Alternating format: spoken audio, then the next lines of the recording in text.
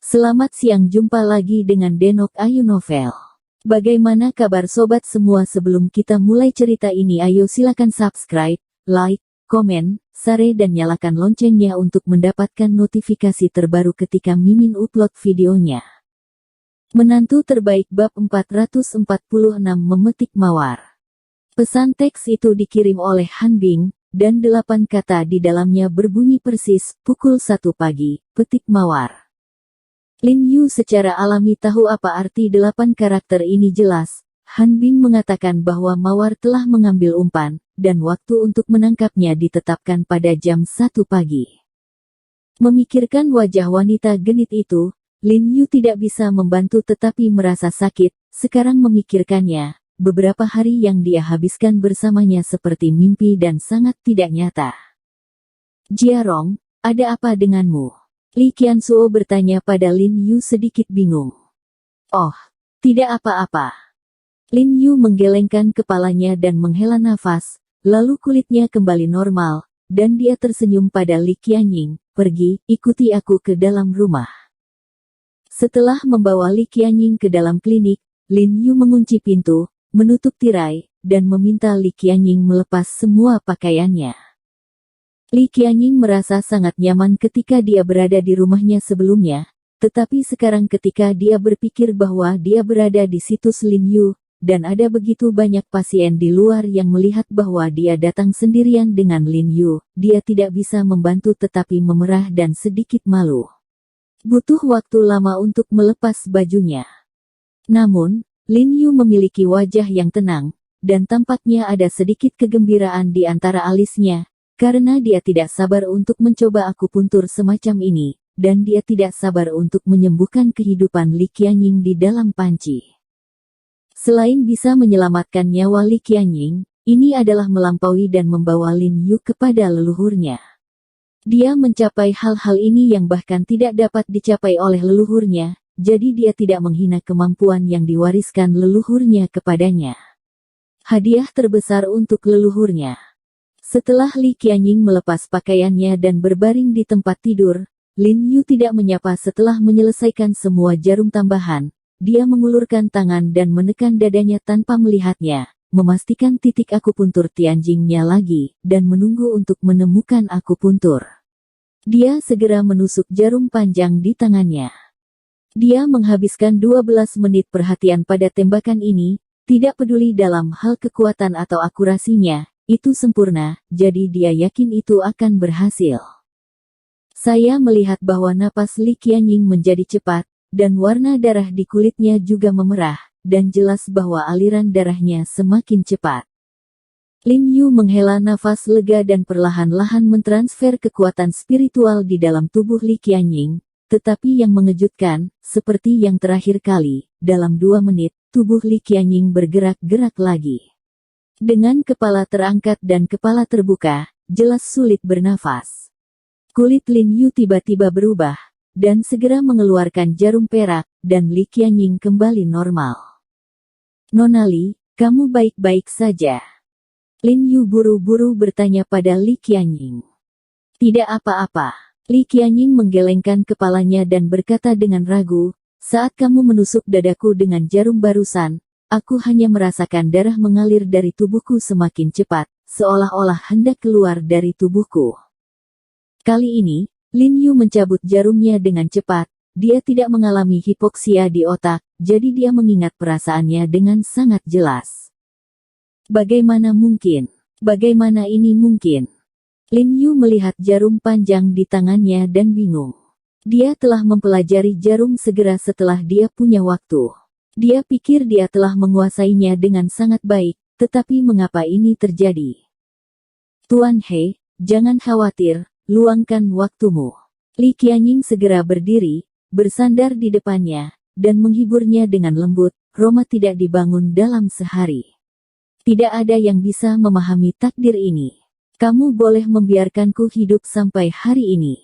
Ini sudah luar biasa. Lin Yu mendengar suara Li Qianying yang lembut dan menyenangkan menghibur dirinya, tapi kabut di hatinya juga menghilang, menoleh dan tersenyum, kalau begitu saya akan terus bekerja keras. Ayo. Li Qianying tanpa sadar memeluk lengan Lin Yu, memiringkan kepalanya dan tersenyum manis pada Lin Yu, matanya yang menawan menekuk seperti bulan sabit, yang merupakan bencana bagi negara dan rakyat. Lin Yu tercengang, hanya merasakan kehangatan hidungnya, karena Li Qianying sepertinya lupa bahwa dia kehabisan pakaian saat ini, dan dia meletakkan tangannya di atas Lin Yu, dan dia menekan tubuhnya tanpa gangguan, sentuhan hangat dan lembut. Hati Lin Yu tidak bisa menahan diri untuk tidak melompat dengan liar. "Nona Li, apa? Pakai bajumu sebelum bicara." Lin Yu langsung terbatuk beberapa kali, tersipu. "Apa?"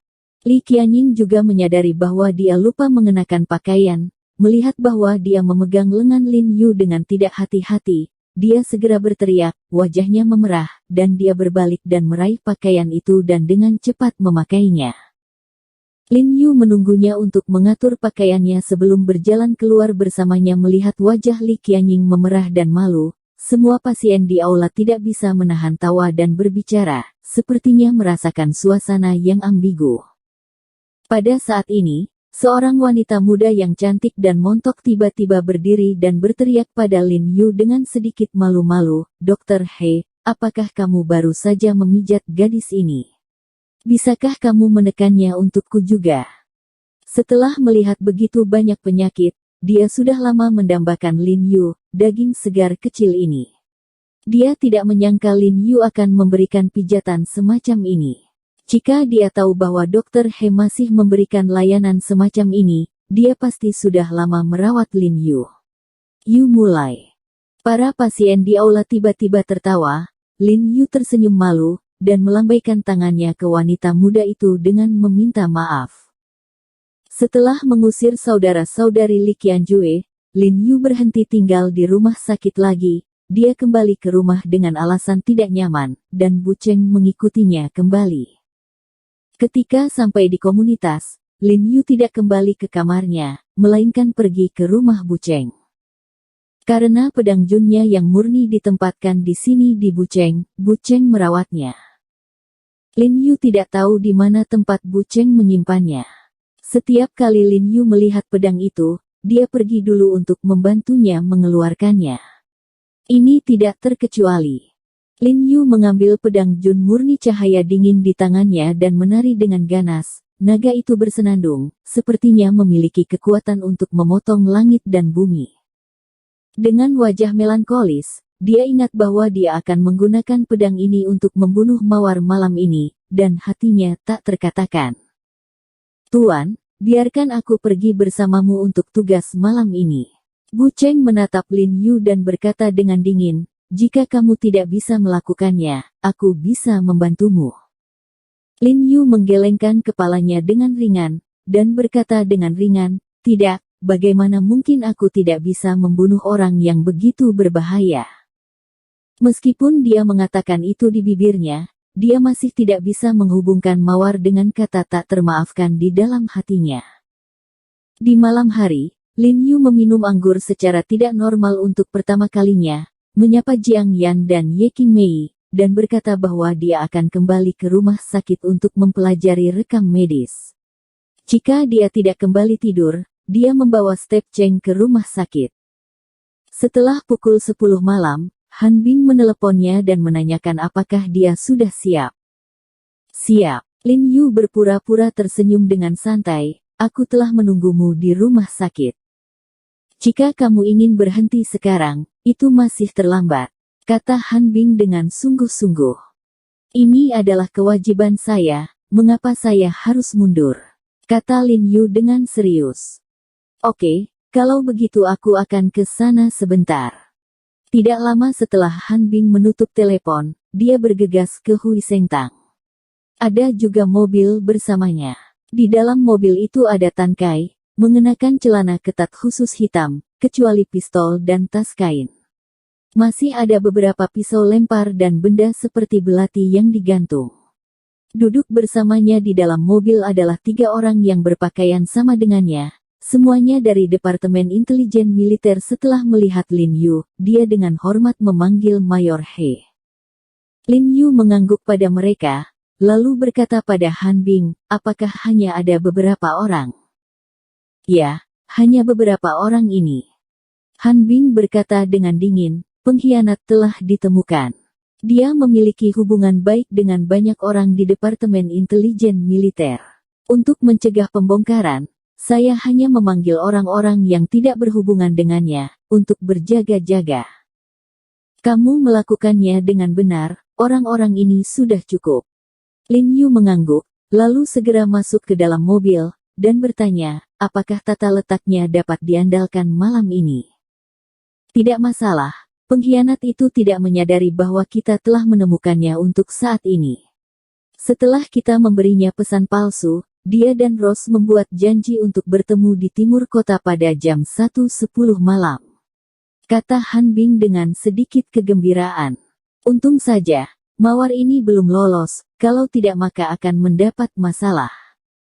Lin Yu sedikit mengernyit ketika dia mendengar ini, dan berkata dengan ragu, karena dia telah mengambil kakaknya, mengapa tidak pergi? Pasti ada yang lain. Han Bing berkata dengan dingin, bukan hal yang baik bagi kita jika dia tidak pergi. Apa kau tahu berapa banyak orang yang akan dituju pihak lain? Lin Yu menoleh dan bertanya, selain Ross, akankah dia pergi ke orang lain? Meskipun semua orang di Mi mereka bagus, mereka mungkin tidak bisa memanfaatkan master seperti Ross. Jika Ross datang dengan 1 atau 2 teman, maka mereka berenam pasti ingin menangkap semua Ross. Ini sangat sulit. Ini, aku benar-benar tidak tahu. Han Bing menggelengkan kepalanya dengan beberapa keraguan, dan juga sangat tidak yakin. Kami hanya menyadap pesan teksnya. Dia hanya memberitahu Ross waktu dan tempat yang disepakati, dan Ross hanya menjawab. Itu bagus untuknya, dan saya tidak banyak bicara. Tidak masalah, tidak peduli berapa banyak orang yang datang, kamu hanya perlu bertanggung jawab atas orang-orang itu, Ross, serahkan padaku. Wajah Lin Yu dingin, dan dia berkata dengan ringan, kali ini, aku tidak akan pernah melepaskannya lagi. Bersambung. Terima kasih kepada kalian yang telah menonton video ini. Jangan lupa tekan tombol subscribe-nya dan nyalakan notifikasinya untuk mendapatkan video-video seru lainnya dari Denok Ayu Novel.